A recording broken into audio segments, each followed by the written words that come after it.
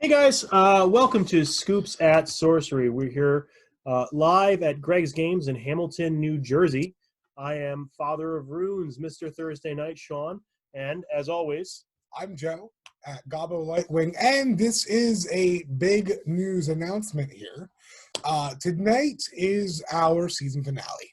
season finale. This is our season finale. Nobody told me. Surprise. Well, it's because mainly we have something big in the works right now. As of next Tuesday, you'll find out, and then there will be a special coming to you next Thursday, I believe, on Thanksgiving. Thanksgiving special and a big announcement on Tuesday. You know, you'd think as the co-host of this weird show, I would have some kind of insider information, but I'm as surprised and shocked as you are, and quite frankly, I'm appalled. There is no such thing as insider trading when it comes to Scoops at Sorcery. If you were there, you'd know, but you weren't there, so that you don't know. So it'll be a surprise to you as well. I mean, you do know one of the things. We already discussed it. We did discuss it, Joe, and for the last time, the skirt doesn't fit. Well, that was your choice, and you opted not to make it fit. I don't even understand what your logic is with that. But anyway, moving along, we're coming here to you tonight to discuss something that, quite frankly, I find disgusting. A topic that is so far removed from how I choose to play this game.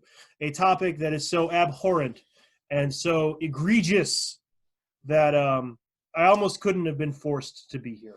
Yes, but the moment somebody said, Sean, make an CEDH deck, you were like, okay, and you did it. I was asked to do something because I was repeatedly trash-talking a format, and they said, hey, you shouldn't trash-talk a format without actually trying it. And I said, okay, I guess I'll try it. So 2 days later. And so, well, I can build a deck pretty quickly. 2 days later. 2 days later. Anyway, we're here tonight, obviously, to talk about CEDH. And what is CEDH? The C stands for can't play magic. Can't play magic. EDH. Right. Can't play EDH. I think you're confused with the word competitive. Oh, I mean, I guess that's what most people call it. Well, I mean, every form of magic is technically competitive. So on my end, I don't really see the difference between a game. So full disclosure, Joe and I are very casual players. We like to play Magic, specifically Commander, just to goof off and have fun. Sure. Commander is probably the best format for that sort of thing. It encourages longer and bigger lines of play, slower Magic, more originality, less in the way of like looking online for competitive deck lists. Net decking, which is sometimes called. And the focus isn't so much on winning, so much as it is just playing. Correct. And that's how Joe and I play, and that's one of the reasons why Joe and I get along so well. So when it comes to CEDH, other than knowing how to build it and knowing how to play it, we're not particularly adept at it. So in an effort to bring you more information about this topic, we literally dredged the swamp in the back, and we came up with the current reigning, defending, undisputed. Stop. Sorry, that's my Paul Heyman. He's doing that. We're doing the Paul Heyman shtick. You see, all the wrestling fans, too sweet, bro. Too sweet. Anyway, we got Tommy Summers here.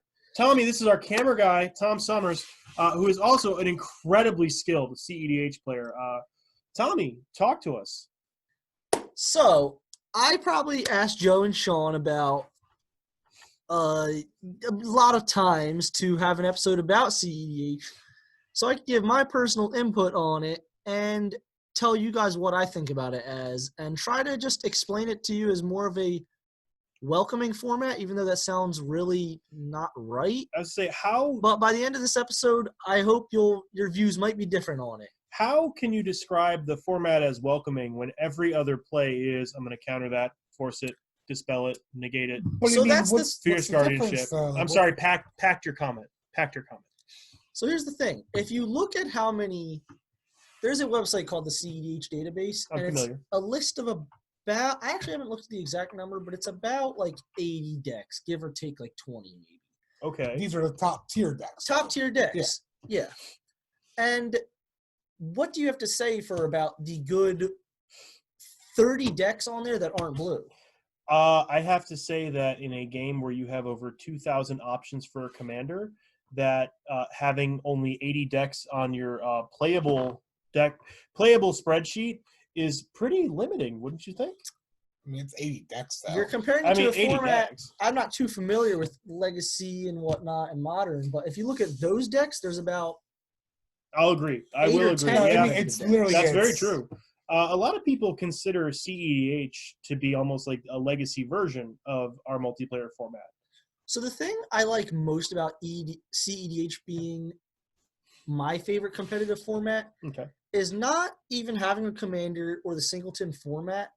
What it is it's really you have 3 opponents. Yeah. You can't just rely on one person to counter your spells, so you That's need to true. play decks both proactive and reactive. That is very true. Think about your plays and also politicking. That's a huge part of EDH, not so much CEDH. It's looked down upon in CEDH because it's almost a play-to-win basis. But I think of that more in paid-to-enter events. Casual CEDH, politicking is a very fun tool to use. You can use your opponent to help you win the game. I can go into a whole detail about that. But the whole point of CEDH is having fun. And having fun at a higher level when you have other decks of similar power level, such as an 8 out of 10 or higher. I'll get into that later about the 1 to 10 scale of power ratings. We're all familiar with this power rating scale, I but mean, it's what we use when you sit down at a table. Yeah, it's a yeah, general. every commander plays It's a it. general rule 0. Just let everyone know kind of what you're playing. But I would imagine that for the typical CEDH player, Rule 0 is very different from the Rule 0 of some 12-year-old kid who just bought a pre-con. That's true. Rule 0 to CEDH is the honorable players, they'll know other opponents before they ask them for a game, whether they could really handle an actual match of CEDH. Yeah. Because someone, not even relating to pub stomping, but someone bringing a casual deck, like a pre-con to a CEDH table, the competitive players might not want to play with that because their decks are built and formatted to play against other competitive decks. Mm-hmm. So certain spells like a Deafening Silence, that wouldn't do really good against a creature-based pre-con deck because they could just beat you to death. That's very true. If you're playing a mid-range control CEDH deck, you're expecting to win in the long game through a combo, Mm-hmm. not getting beat by creatures turn 2 and on. Okay. So I'm still not quite grasping, I guess, the point. I understand that there are different ways to play Magic, and I have no objection to some people enjoy Pauper. It's not for me. Some people enjoy Draft or Standard or Mental Magic is a weird way to play that I'm just not a fan of, but I've played it. Judge's Tower is another just bizarre one. But I sometimes feel like CEDH is attempting to encroach on, I guess, just the people that are just trying to play and have fun. Like you see it a lot in tournaments. Not even tournaments, but when a store has a casual commander event. Yeah, we just did the Casual Con. We just did Casual Con. Sure, and casual was in the name. But I played in it, and Tommy played in it. Yes. And the decks that we played against were anything but casual. Yes. But that's because there was a prize on the line. That's the thing. I don't think you could really truly ever get a pay-to-enter commander event that you're not going to see top-tier decks at. Sure. Not saying I played a top-tier deck. I went at a Casual Con playing a pretty powerful deck, but I played Mono White Heliod. It's a very good control list. Sure. You're not supposed to win any turns from 6 or earlier. You're supposed to stack the game out and win in the late game. Okay. So going up against creature decks, I knew I'd be at probably a significant disadvantage, but I didn't want to play a top-tier deck, like a super top-tier deck, like Thrasios Tymna, a Flash Hulk build, Turbo Adnals, just because I didn't want to make myself seeming as like a patron of CEDH, wanting to like spread this format to others, and then be a big bad wolf, giving them a bad taste in their mouth for the format. So just because you didn't do that, though, it doesn't mean other players reflected that. There were many pods that my buddies even came to play. Mm-hmm. Shout out to Kyle and Vaughn. Yes. And they got destroyed literally in the first match by somebody comboing off and just destroying the table. Mm-hmm. I mean, truth be told, I did the same thing at my table. I tutored out my combo. I comboed all 3 players to death immediately, the moment I had the chance to. And I lied to a 12-year-old kid to make it happen. We're talking about how CEDH players are bad people, and you just called yourself a casual player, and that was the dirtiest thing I ever heard. Well, maybe he shouldn't have played something that was a little bit stronger than Netheroid. I think that regardless of the format, a significant prize can sometimes bring the worst out of anybody. That is I true. mean, I think that's an always thing, though. The moment you're putting money into something, and the moment you're like, put $10 up, you know for a fact. I mean, there were people coming from what? All the way on the other side of Jersey to come play. Yeah. People drove 2 hours to get here, and they still lost to me. So keep that in mind. Unless I'm playing a Worlds CEDH tournament, which doesn't exist because EDH isn't sanctioned by Wizards, but the new set is. Currently, actually, you can play EDH sanctioned by Wizards. Draft. Oh, yeah, I guess now. Fact. But, other than, a Worlds-type event, I'm playing EDH even at an event still to have fun at the end of the day. Sure. I like playing Magic. I like high-powered Magic. I see it as a bigger obstacle to overcome, and if I overcome it, it's a nice feeling. But ego is another problem in CEDH. Well, what do you think, then? Because this is the issue I've run into, is that now that I've been playing at a higher level of Magic, right? I've been playing on the power scale, 6 and above. Okay. I'm not playing precons anymore, and if I am, I'm tricking them out to where I feel they're a strong deck. Mm-hmm. I don't feel comfortable playing people that are weaker decks anymore. Is that wrong? I don't get that same thrill out of it. When I watch people make misplays, it annoys me. When I see little things like that, or I see poor threat assessment on the board, it makes me so mad. I mean, you could make the argument that you're growing as a player then. Oh, I know I'm growing as a player. I'm a wonderful player. I just don't care enough to be that wonderful player.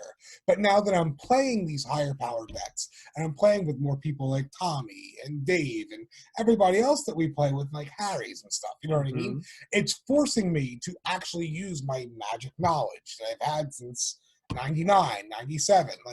Well, I mean, people change, people grow, and whether it's on a personal level or on a Magic level, you are changing and growing, and the types of Magic that you enjoy are changing along with you. There may come a time in your life, Joe, where you're tired of playing serious Magic and you just want to make Chair Tribal again. And when you get there, I still feel that way, though. I like my goofy stuff, but I feel like lately it's more entertaining to me, if that's the best way to put it. It's I like interactive games. I don't like games anymore where I'm sitting back and I'm watching Billy Bob do 10,000 things and I can't interact with him. Be nice to Billy Bob. Well, maybe he should step his game up. I mean, you probably. When Billy Bob's playing with $300 lands in his deck, you know what I mean? And I'm trying to keep up with him. I don't know. All right. So I will 110% cop to I don't understand CEDH. I mean, I understand that you're playing Magic at a higher level in the power scale, 8 or above, probably, right? You would say on the power scale 8 or higher. It's like a speed thing, 88.5 or higher. Yeah. 88.5. So that's the other thing. Joe just said it's a speed thing. That's another common misconception. No, CEDH isn't race to turn 5, whoever wins first. Are you sure? Because I've seen many a Godo games that are... Godo is one thing. Stacks is really valid. Yeah. Heliod, like I said, I played that at the event. You're not supposed to win fast in that deck. There are multiple control lists and mid-range decks that aren't designed to win early. They're card choices of the 99. They're slower cards. They're not playing ritual effects and whatnot to pump out a win early on. But that's also white you're talking about. I could give other deck examples out of control. No, I know you could. Niv Mizzet Perun is Storm Colors. Sure. He's Izzet, but Niv Mizzet Perun, you're supposed to win late game with a Curiosity effect or Ophidian Eye, pinging the table for infinite damage. But you're supposed to do that after you counter everyone else's win con. You have control of the board. You use Niv Mizzet to draw your cards and kill mana dorks, and you're pretty much the unknown monarch of the game. So you win on your own terms. Interesting. It's different game styles, though. It's nifty. That's why I like CEDH. I like seeing that mental chess game between 4 people. Because I feel like sometimes in those other games we've talked about, like the 5s, the 4s, the 3s, whatever it may be, like the lower end games, it's not like that. It's just who played the biggest, dumbest fatty, who can't respond to it, and who wins for a swing or something goofy. I feel like that's just it's Magic on its roots. I think you're just mad that I got to Apex Devastator and Cascade 12 times. Yeah, that was a lot. Apex Devastator. But I mean, you took the time to build that deck the right way. I did. Most people aren't doing that. Most people are either net decking and they're just going with like. Well, I think with whatever's popular. CEDH, they're net decking and going with whatever's popular. I think that's my problem. Oh, I agree with that. I hate net decking. There's no originality in there. No offense to you though, Tommy. Like I understand. There's a topic I can get to on net decking is, no offense, to see a new commander that just came out and make a true competitive deck around it, you almost need to be a genius to make the 99 cards be the most lean card choices and the most optimal card choices to make it a devastating combo deck that could immediately compete at a competitive table. But what about all these shows that are on like YouTube and everything like that right now that are like proxying in those cards for like a game or two? You know what I mean? Like, have you not seen any Like of those playing before release? Yeah, that's what I'm saying. Like, there's a lot of people right now playing all these different like new commanders and everything as proxies. Like, I've seen Krark, I've seen, you know what I mean? Like, I've just seen many different. I think that's cool as a way just to give people an understanding of how a deck functions almost before they potentially want to build it. Because they could look at a pre-made deck list, and some not as seasoned players really might not see key cards and how it functions until it's really played. So. But there's still something to be said for the person that sees a card like Mirror March, which is that enchantment from I don't remember what set it's from, but it's like 5 and a red, and it's whenever a creature enters the battle, non-token creature enters the battlefield, flip a coin until you, I think it's until you flip tails. And for each heads, you get a copy of that creature that disappears at a turn. I love Mirror March, and shout out to Tal Bonin, who every time he plays his Mirror March deck, he just wants to Mirror March Grey Merchant of Asphodel. And I will lose that deck happily every time he plays it. I don't care. I'm here for that. I love that. And there is nothing CEDH about a 6-mana enchantment and a 5-mana dumbass that only wins when you flip coins. That, to me, is what EDH is about. Gary's a 4-drop. He's a competitive card. You're a competitive card. Actually, he's 3 and 2 black. He's 3 and black. Is he 3 and 2 black? He's 3 and black. I only see the black pips because I play against a Crick deck a lot. Shout out to Logan if you're watching. He's not watching because this isn't a CEDH show. Actually, it is. We made a CEDH game the other day. Oh, that should go up then. I remember that. That's when you guys drugged me and dragged me in the Check out for who won. Spoiler alert, apparently it was Tommy. What? What? Who? You? The other Tommy. The other Tommy. Yeah. But no, so a lot of people really feel that you pick a card that you like, or a couple cards that you like, or a commander that you think is interesting, and you build something thematic around that, as opposed to, oh, I hear everybody's winning with Kess Dissident Mage and Thassa's Oracle. I'm going to do that. And you just look at, let's say, 70 cards online that look like they work with that deck. About an hour before you play your About an hour before you come in to play CEDH. I mean, where's the skill in that, Tom? The skill is, don't laugh. The skill is, I took a pile of 100 cards, and I probably swapped out 20 to 25 to adjust to my meta. Okay. Your meta where you were playing against 2 amateurs and one person who is experienced in the format. A girl. That's sexist, and you should stop. Playing according to your meta is what will win you. That's actually fair. That's so true no matter what type of match. We should have planned around you. So what I did was, the current CEDH meta at the moment is a Turbo Adnaz build. So what the hell is Turbo Adnaz? Just playing Adnaz. I'm speaking French to you guys. Well, no, it's not that you're speaking French to us. You got to remember you're talking to all the people out there. The ones and true. The tens of people that are watching us. Shout out to all of you that are watching us. But can you explain Turbo Adnaz? Like it's obviously our nomenclature. What does that mean? A Turbo Adnaz deck, like Joe said, it's essentially a deck that goes to pump out Adnaz as quick as it can, either whether it's playing it before you even go under 35 life before turn 3, or if you play a more, not control, but a mid-range deck such as Timna, Ikra Shadiki as an Abzan Reanimator with a Turbo Adnaz package for a quick win, because Ikra gains you a lot of life and Timna's a lifelinker. So you're dropping a lot of buzzwords, man. So a much more explosive Ad Nauseam. Before Tommy gets into it, too, Ad Nauseam is a card that costs 3 and 2 black. It's an instant, and it allows you to reveal cards from the top of your library. And whatever that card CMC is, you pay that life, and you can draw it. And you can choose to keep doing this until you say no. So these decks generally play at least 3 CMC and lower, correct? Depending on the deck. So I'm saying, but you generally want to have a lower CMC. You generally, off one Ad Nauseam, want to... You don't want to flip a Craterhoof Behemoth. Correct. You want to go at least 30 cards deep. And not at least, I'd say 20. And 20 cards in these types of deck is enough to get you removal to get rid of a hate bear, tutor power to get you what you need, and Right. fast mana to win you the game. Okay. A resolved ad nauseum pretty much wins games. That's why Got getting to 5 mana. I mean, that makes sense. Like people that play Yuriko competitively, it's a Doomsday deck. You're seeking to resolve Doomsday, and then Yuriko can be built a few different ways. Doomsday is one of them, and Yeah. Group Slug is also a competitive Yuriko deck. Right. As well as ad nauseum, because Dimir are the two strongest colors in Mhm. competitive by far. There's an argument that can be made for the third being either red or I've heard green. Grixis is the most competitive with access to Dockside Extortionist. Grixis and Grixis and Sultai, I don't know what I'm saying, Okay. are about neck Sultai and is neck. dirty. But ever since people realizing how much better Dockside can be, and the Dockside is a ritual card, and the ritual effects that could come with bouncing him through a Baron, a Temur Sabertooth, it's ridiculous when I you have mean, 3 Yeah, as opponents. long as you Dockside can make, Extortionist is great no matter what version of EDH you're playing. And that's one card that certain decks are based off of. Another red card certain decks are based off of is Underworld Breach. That's a great card. That card is amazing.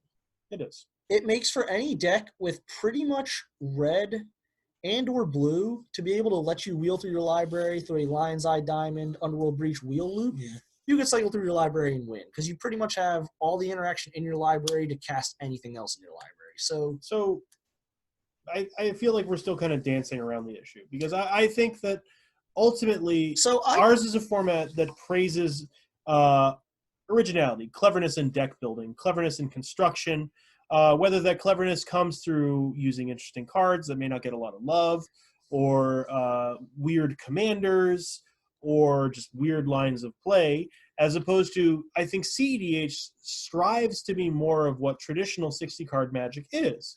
There's decks that are really good.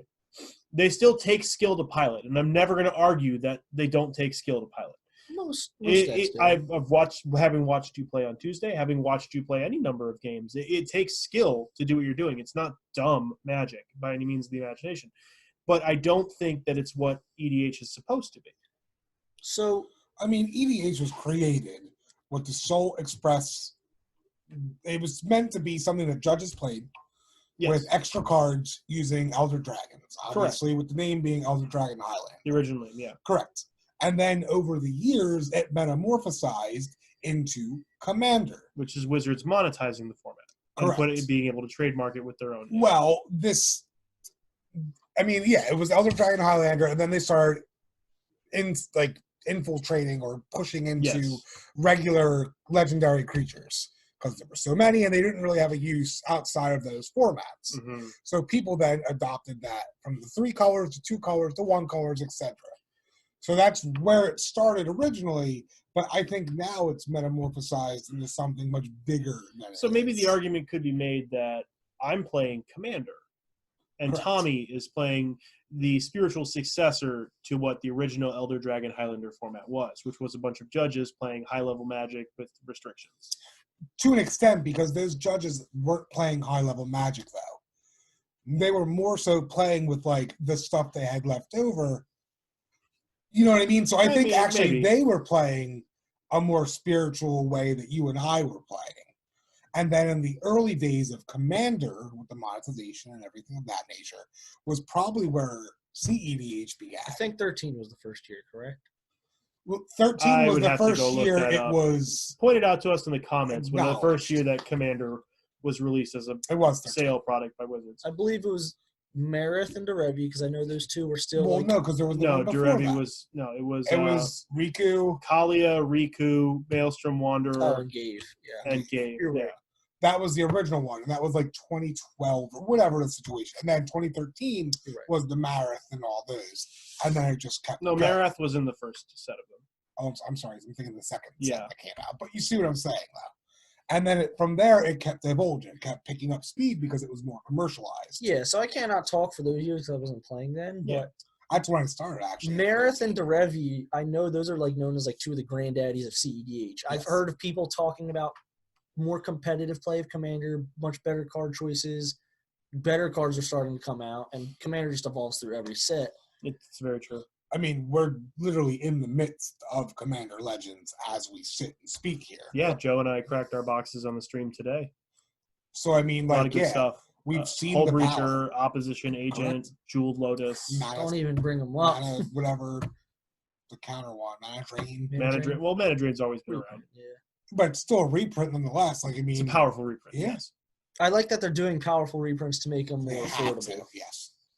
So, Tommy, I guess one of the things I really want to know is, do you Hit ever me. see a reconciliation between the formats? Like, I've noticed running the shop here, running Thursday nights, at least before Thursday nights kind of got kneecapped with local restrictions. There's very few CEDH players that come out on casual night. Correct. In fact, it's usually just you. It's because it's not promoted. We don't promote it. We don't promote it as like a monetized event. It's just casual play. I don't particularly No. play much here anymore, but I like spending my free time at home just reading about CEDH, learning Okay. different decks.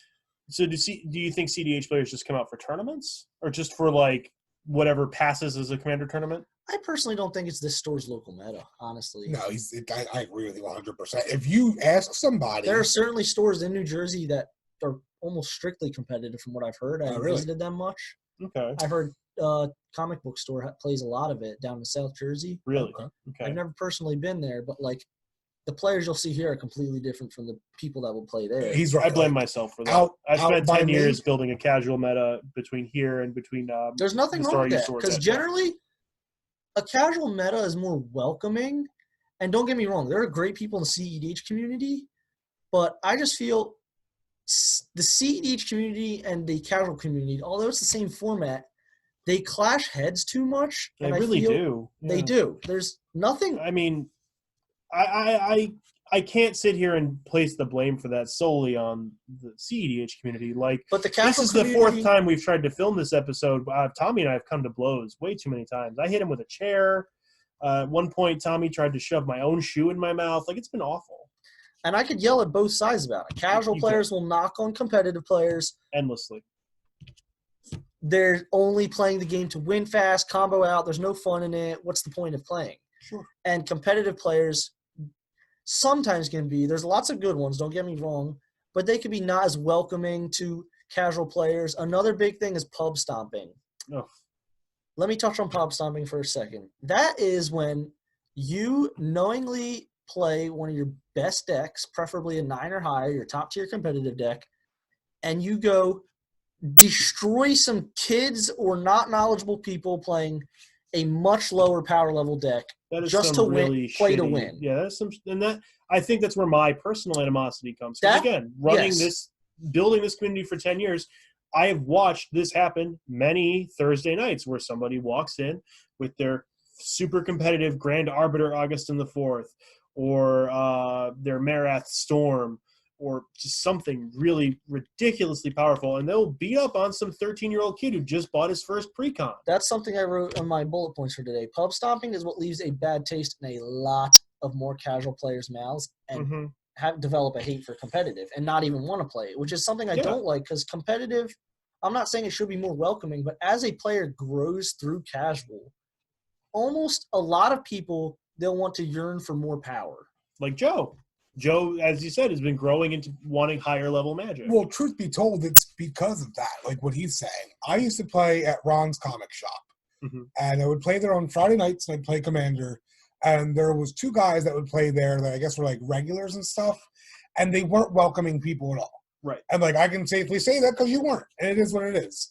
And you made sure that new players knew their place, or you put them in a pod that was bunk or bogus, or you would play your best deck against them, and they would crap on me. Yeah. Like, and that's fine, and I'm okay with that. But I think it's a bad rep, one, for your store, and two, it puts a bad taste in that person's mouth to make Mhm. them not want to go back to that store. Or it's going to make somebody say something to you at that point. You know what I mean? And I don't think that's good.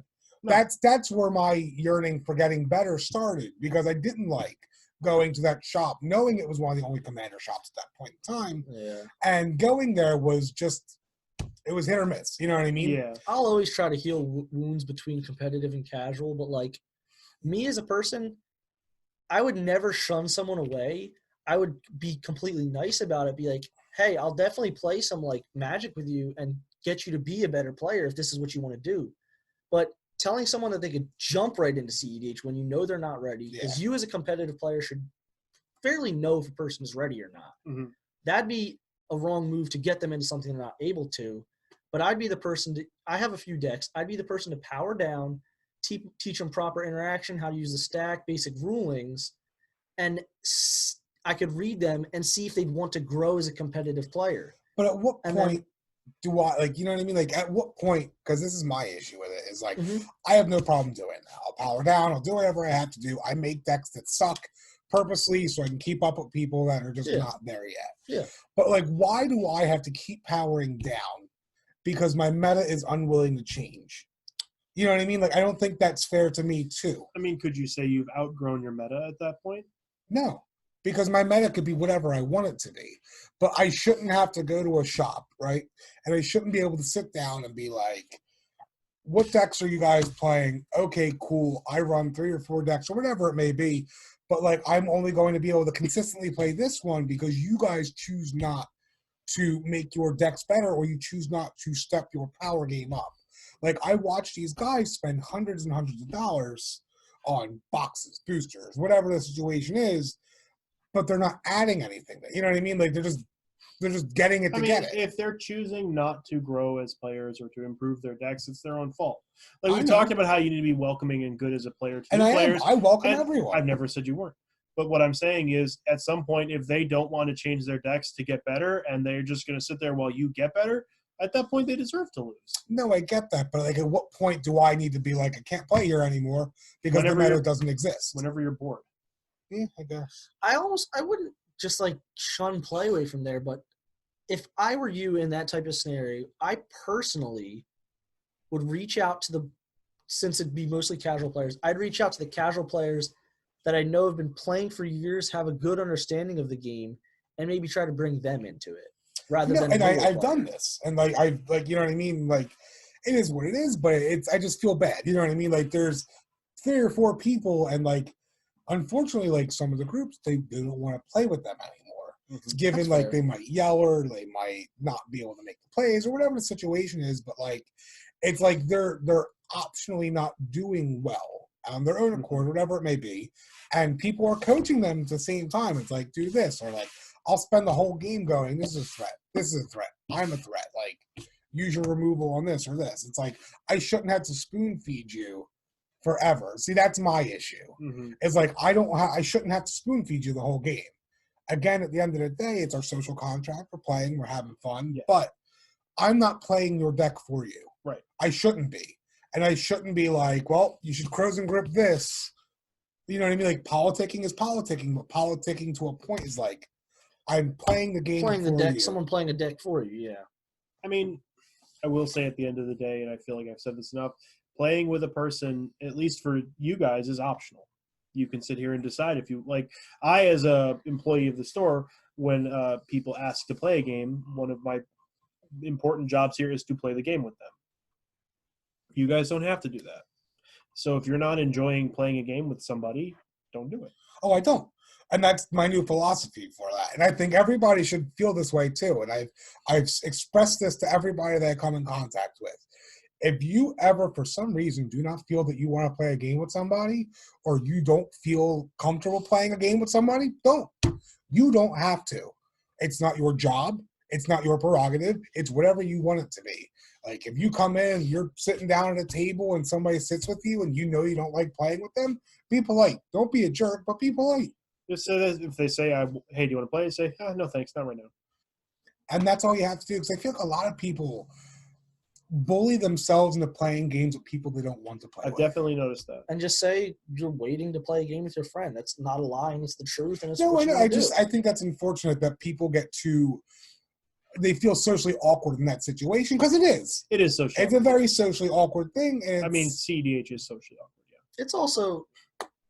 I think EDH itself is a social format. It is, yeah. EDH and CEDH are not two separate formats. They 100% are. They are not. I mean, it's situational. It's just it's a definition. I think that I actually no. I will. I'll about face on that. I agree.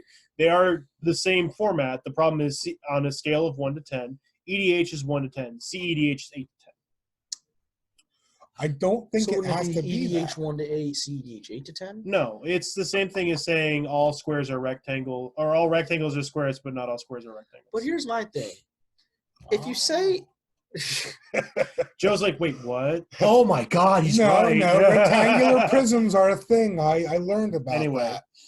EDH, you're still playing with 3 other opponents, and casual or not, you're playing a jank deck. You're still playing to have fun and I playing to mean, win. two-headed giant. You're also playing against. CEDH, you're just playing a much more aggressive way to get there, whether it's control or speed. And that's what I'm saying. Truth be There's told, yeah, like you it's 1 to said, 10, and and it's then facing, CEDH is this end of that 1 to 10. I think of it it's like just the end of the spectrum. 2 different Yeah. obstacles in front of you. One is a lesser obstacle, one is a much more harder to complete obstacle. The lesser one might be fun to do over and over, but the greater one, if you have a feeling of accomplishment of doing it, it's almost a greater sense of self to you, but it shouldn't be taken as having a greater ego winning a CEDH game, which is where a lot of people do get carried away from. A lot of people were super salty at that tournament upon losses. Yes, because prizes were involved. It's funny. I think, well, I mean, I can tell you from the perspective of a person running an event, getting people out to play in an event, even if it's just like, hey, come play Commander for free, not everyone's going to show up for that. But if you put a prize in the line, then they're going to want to come out. But then the catch-22 of that is that, well, now they want to win a prize. So I can tell you we got 70 people out for that event, which for our store was a personal best. But it was an outdoor event, though. It was outdoors, fully masked. Everything was socially distanced, and it was great. But what I'm saying is that we have to offer a prize to get them in the door, or in this case, in the event. I feel like even knowing casual players would know there will probably be decks stronger than mine. It's my choice to either not show up or want to make a better deck. I guess that's up to them to play. No, and it's true. And in a situation like that, it is that way. Because, again, you don't know what you're going to get put into a pod with. You just be being oblivious showing up with your casual, I don't know. I mean, I can tell you the last CDH. Legends Vanilla Commander. I played in a CDH tournament like maybe a year ago. And it was an EDH tournament. But it was a lot of CEDH players rolled in because they thought it was a bunch of casuals and they were going to roll in and win. And they didn't, because the one guy who won, James Concha, played Mono Green Devotion with Renata, the uncommon from Theros. And he just beat everybody because they were all trying to out-Urza each other. And he's just like, I'm going to attack you for 5. I'm going to play this Birds of Paradise. Now I'm going to attack you for 6. And he got there. That's true. I wish you guys could see the 5-hour game that went on at Casual Con. I sometimes have nightmares about that game. I watched it. It was boring. Yeah, I know you watched it because you were waiting for it to end. I, as the TO, was waiting for it to end. And a lot of my animosity towards the format comes from me as a tournament organizer trying to make and foster a fun commander environment, and 3 people roll in with an Urza deck and they yell at each other for 5 hours. Sorry, 2 Urzas, a Heliod, and Chulane was the other one. So who was playing mono white? They were wrecking. I thought it was you. Yeah, but you lost in the end. So yeah, you ultimately did lose. You lost to me in a really jank deck that I just took apart because it was bad. The guy that hates competitive just so happened to win the... What do you mean? I don't hate competitive. I like competitive. I just told you I liked competitive. Oh, good boy. I never had a problem with competitive. Competitive to me is the moment you have 3 counter spells in your deck, or Red Elemental Blast, or whatever the heck you're running in the deck. No, competitive to me, that's competitive. Competitive to me is when you're running Red Elemental Blast because you know you're going to run up against the counter spell. That's what drives me nuts. That's competitive. That's meta. I hate that. But that's normal. I feel like that's how Magic works. That's how Magic worked 15 years ago at the kitchen table. I'd play a spell, some turn would counter it. I would try to counter his spell. Blue Elemental Blast was a card. I know it's a card. But like, you see what I'm saying? Like it's always been like that, whether there's 100 cards or 60 cards or standard or not. There's always going to be counter spells. There's always going to be some way around it, and there's always going to be some feel bad moment. Also, I want to take a time out really quick. I need to admit something, guys. It's big. Okay. Joe, I want you to know we're going to support you no matter what. I like ICP. They're wrestling clowns, and their music is moderately okay, but it's really bad. But I just like them because they like to wrestle. Okay.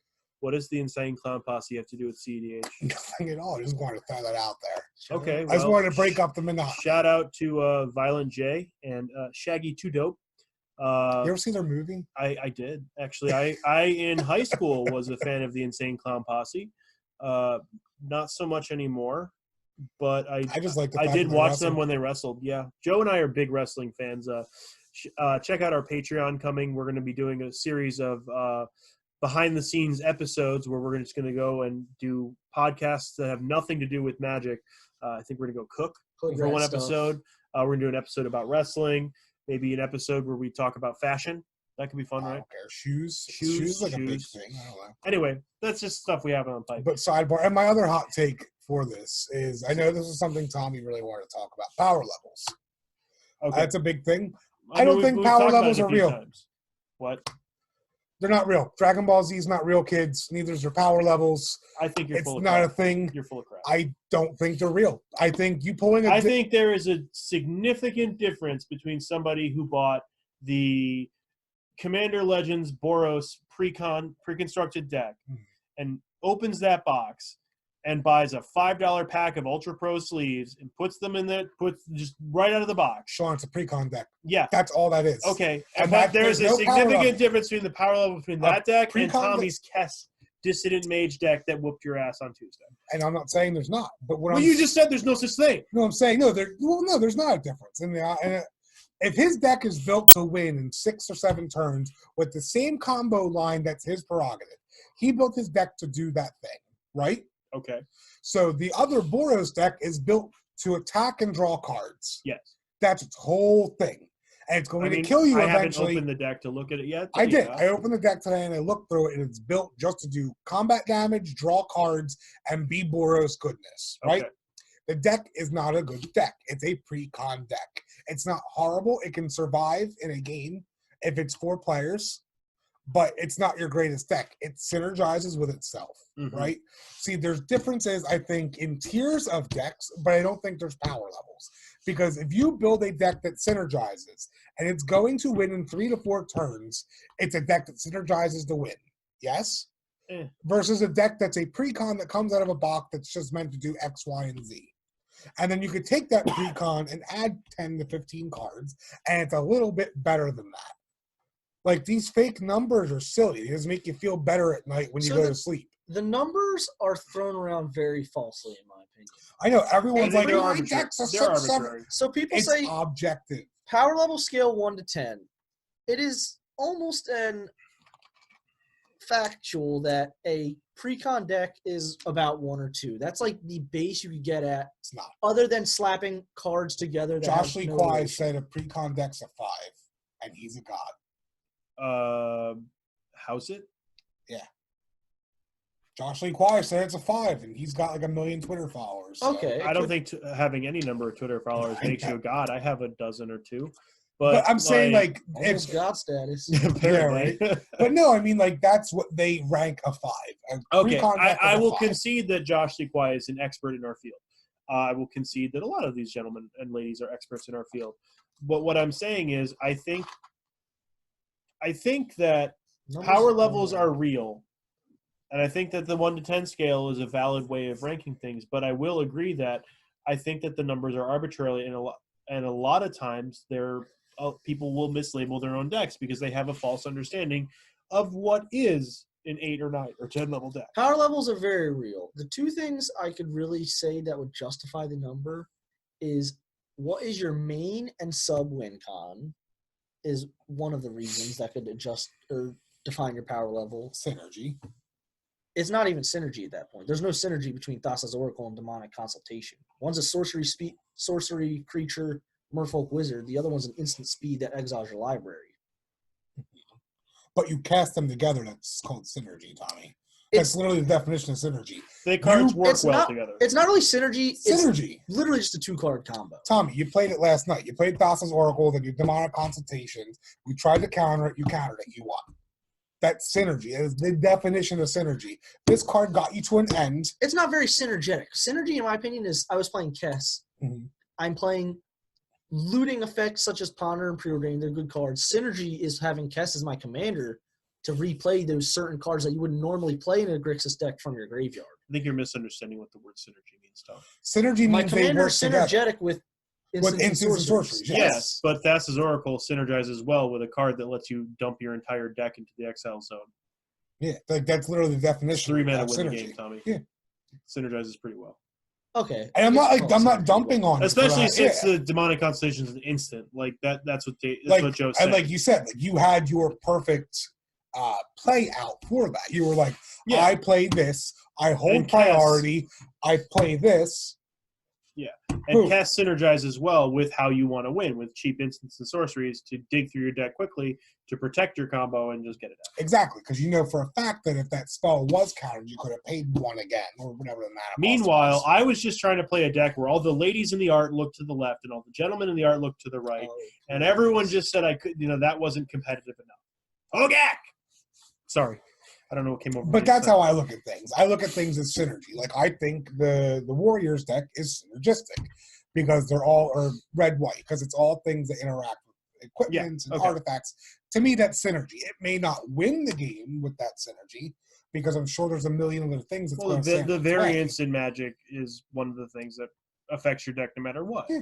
You could have a power 10 level deck, but if you draw 5 lands in a row, you're still going to be but that's behind. The other thing that blows my mind, though, is when I watch these CEDH games online and things like that, everybody always has their perfect hand. Everybody always has the 3 cards they need to get them there, and those games don't ever last more than 5 turns. So that makes no sense. So that's the misconception with CEDH. People think everyone has God hands, but that's where almost a $5,000 deck comes into play. It's more or less mana base, but the other thing is lean card choices. Every card in your deck matters. You won't draw a single dead card in a true CEDH deck. So it's not that they had a God hand, it's just every hand is the God hand. Essentially. Every card is either reactive magic, utility, such as like a Sylvan Library, or filtering effects. Faithless Lootings, Ponders. They're letting you dig certain amount of cards deep, fetch lands, which I consider deck thinning. Many people don't, but it's a 1% chance to not get a land off a draw. It cuts down. Yeah. Every bit of edge and competitive matters, in my opinion, and that's why you never really see dead plays. They're always playing fast mana, such as the 0-drop artifacts, Moxen, the legal Moxen. Yes. Well, I think ultimately what we're going to have to do is just agree to disagree. And I like you as a person, Tommy. And I do enjoy playing Magic with you, so I'm still going to. As I've said before, I'll play Magic with just about anybody. I just don't think CEDH is for me, man. I don't have a problem with that. Yeah. There's people that generally, they'll get a taste of it, a better taste of it from someone like me trying to be more welcoming on it. But some people just, it won't click with them. They will play it, understand it, but they won't like it. And that's important. And I know when I sit down at a table to play and Tommy's there, I can't play, a deck where everybody is smiling in the art. I got to play a deck that's a little more serious, as opposed to when I'm playing with my daughter Stella at home. I can play a deck where everything has wings. These are just some random examples of fun EDH decks I've built in the past. But that's what I'm saying. I need to bring a slightly higher deck on the power scale that Joe doesn't feel exists. I don't. I truly don't. And that's fine. You can sit there in your corner and be wrong. It's not real. You're wrong. And don't get me wrong. I have decks that went through combat damage. I have one Noda deck that deck is loads dumb. Of fun. Yeah. And all it does is just have spells that make goblins and soldiers. And every other creature in my deck is pretty much a human. Yeah. But ultimately, this is one of the things I think we can just agree to disagree on. I'm still going to play with you. And I still think you're a degenerate human being for some of your decks. That's fine. And you probably think I'm a casual dumbass. And that's fine. We can do that. Because I know you're a casual player, but you still have a very good understanding of the game. Oh, well. And you just understand that you don't like competitive. You've played enough to know. I'm not here for that anymore. And Joe was just going to sit there and be belligerent. I come to this store knowing that there's little to no exclusive CEDH players. Well, I think if you I have no problem playing high-powered Magic. We can do that. Well, that's what I'm saying. I think there is a grouping of people that do come into the store at times. You just have to ask them, and they'll bring it with them. I think a lot of people have higher-powered decks, but they choose not to bring them. That's true, because it's not the most common format. It's not. CEDH is the competitive Well, to be fair, community is a these very last small percent. few sets have been pushing this store into a higher power level. Yeah, Yeah, I power. don't know if you've noticed that or not. I have. but- There, the Wizards has called this the Year of Commanders, so a lot more Commander support has been coming out. People are getting better card choices for the deck, as Tommy said, leaner card choices for the decks. Opposition Agent and Hull Breacher are two cards you're going to see a lot of in the next couple weeks. You may see some Jeweled Lotuses floating around, getting those commanders out on turn 1 or turn 2. There's a lot of interesting things happening. I mean, you saw earlier tonight, I played an Uncommon Legend on the stream, and I cascaded 12 times. I've personally never done something that degenerate. And I just But you cascaded built your deck to most do of it, my- though. There's nothing degenerate about it. I mean, yeah. That's how you You're gotta good, look but at what it. I'm saying is you're going to see more stuff like that because Wizards is pushing this It's format good, more. but it needs to push, though. I think it does. I think it forces Magic players, EDH players, CEDH players to think more on their feet. It I makes agree. them think out of the box because, again, it gets to a point, because I'm sure you both have felt this. Magic gets stale. Commander It gets can. stale. it can. Seeing the same commanders, the same lines of play, the Yes. same style, and the same thing. It just gets to They've that point. added, mathematically speaking, I saw somebody on Twitter posted that the options for Commander deck building have increased 130% based off of the number of partner combinations and new commanders created with this set. And it needs it. Truthfully, at the end of the day, this set really helped that because, again, I've been through at least 20 decks this year I've seen alone, it. Yeah. and that's what I'm saying. And I get bored. I get to a point where it's like maybe I'll win every game, Okay. or I win a bunch and I don't like it, or people don't like playing against it. And one other thing I'd like to mention about competitive EDH Oh, that's all the time we have tonight, guys. No, I'm sorry. is I'm currently not registered in any schooling program or anything right now, but a higher powered EDH wants you to make smarter card choices, knowing certain deck archetypes to play. Like, one thing is Storm is generally the second hardest archetype, and Stacks is overlooked and more commonly played by people that are unfamiliar with it. But that is the hardest deck archetype to play. To properly know when to not lock out certain opponents or even lock out yourself and hand another opponent the win. So I like to play CEDH as almost a brain game, making me grow more as a player. It's a big game of chess with 4 people. It really is. I know. And it makes you – I like plays where you think. I don't like a brainless land go, creature swing. Yeah. I still enjoy it, but I enjoy making smart decisions to progress myself while still having fun. I mean, that's true, but there's also something to be said about playing. I'm not saying casual decisions. I mean, there's something to be said about building a deck and playing it where all the cards have antlers in the art. Yeah. That's I'm another sure deck you I've could played. still do that and make it function. You're acting like you'll never see me make a themed deck like that. I mean, You'll see it. I mean, Winota's themes. Winota's themed. She's not themed. Winota being good. Not themed in the sense that it's a deck based on the certain artworks in a deck. Just like a jank deck, but No, I got they you. could always be made synergetic and good. Like, Synergy is the thing in Magic. And I think that's the thing that people overlook. Is that when you play a deck, you don't put 60 rares into a deck because you like them and they're strong.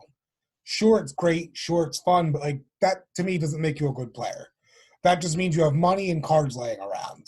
I think to build a good deck, it needs to synergize. The cards need to work together. Mhm. I think a lot of people are doing that more often, like with the rogues and with landfall and things like that. yeah, the Zendikar precons are They're so strong Those are because really good they at teaching work people to so synergize. well. And I think that's one of the reasons why the power level at the shop has increased, because people actually have a tunnel vision as opposed to no vision.